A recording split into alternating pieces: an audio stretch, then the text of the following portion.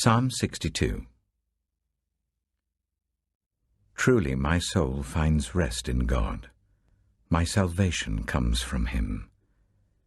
Truly he is my rock and my salvation. He is my fortress. I will never be shaken. How long will you assault me? Would all of you throw me down, this leaning wall, this tottering fence? Surely they intend to topple me from my lofty place. They take delight in lies. With their mouths they bless, but in their hearts they curse. Yes, my soul, find rest in God. My hope comes from him. Truly he is my rock and my salvation. He is my fortress. I will not be shaken. My salvation and my honor depend on God. He is my mighty rock, my refuge. Trust in him at all times, you people. Pour out your hearts to him, for God is our refuge. Surely the low-born are but a breath, the high-born are but a lie. If weighed on a balance, they are nothing. Together they are only a breath. Do not trust in extortion, or put vain hope in stolen goods. Though your riches increase, do not set your heart on them. One thing God has spoken, two things I have heard. Power belongs to you, God, and with you, Lord, is unfailing love. And you reward everyone according to what they have done.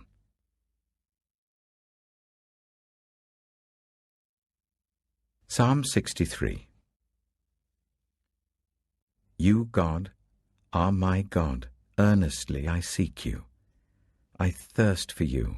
My whole being longs for you, in a dry and parched land where there is no water. I have seen you in the sanctuary and beheld your power and your glory. Because your love is better than life, my lips will glorify you. I will praise you as long as I live, and in your name I will lift up my hands. I will be fully satisfied as with the richest of foods. With singing lips my mouth will praise you. On my bed I remember you. I think of you through the watches of the night. Because you are my help, I sing in the shadow of your wings.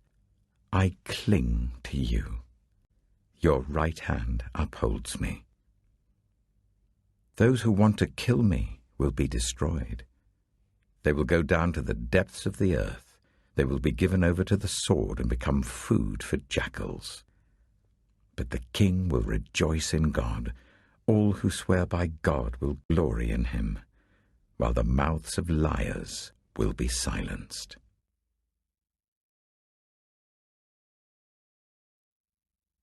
Psalm 64.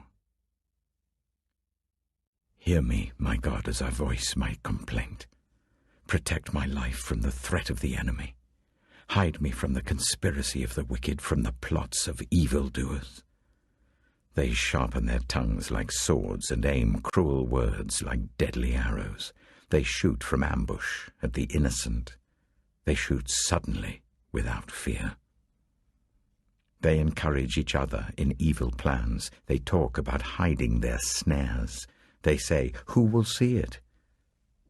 They plot injustice and say, oh, we have devised a perfect plan. Surely the human mind and heart are cunning. But God will shoot them with his arrows. They will suddenly be struck down. He will turn their own tongues against them and bring them to ruin. All who see them will shake their heads in scorn. All people will fear. They will proclaim the works of God and ponder what he has done. The righteous will rejoice in the Lord and take refuge in him. All the upright in heart will glory in him.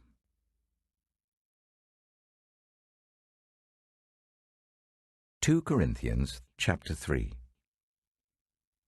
Are we beginning to commend ourselves again?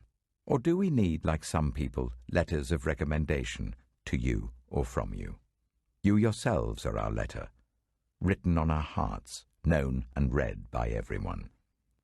You show that you are a letter from Christ, the result of our ministry, written not with ink, but with the Spirit of the living God, not on tablets of stone, but on tablets of human hearts.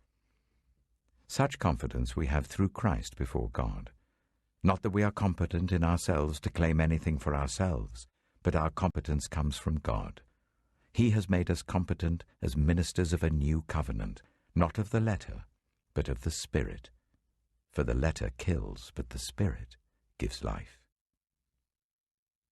Now if the ministry that brought death, which was engraved in letters on stone, came with glory, so that the Israelites could not look steadily at the face of Moses because of its glory, transitory though it was, will not the ministry of the Spirit be even more glorious? If the ministry that brought condemnation was glorious, how much more glorious is the ministry that brings righteousness? For what was glorious has no glory now in comparison with the surpassing glory. And if what was transitory came with glory, how much greater is the glory of that which lasts? Therefore, since we have such a hope, we are very bold. We are not like Moses, who would put a veil over his face to prevent the Israelites from seeing the end of what was passing away. But their minds were made dull, for to this day the same veil remains when the old covenant is read. It has not been removed, because only in Christ is it taken away. Even to this day, when Moses is read, a veil covers their hearts. But whenever anyone turns to the Lord, the veil is taken away. Now the Lord is the Spirit, and where the Spirit of the Lord is, there is freedom. And we all, who with unveiled faces contemplate the Lord's glory, are being transformed into his image with ever-increasing glory, which comes from the Lord, who is the Spirit.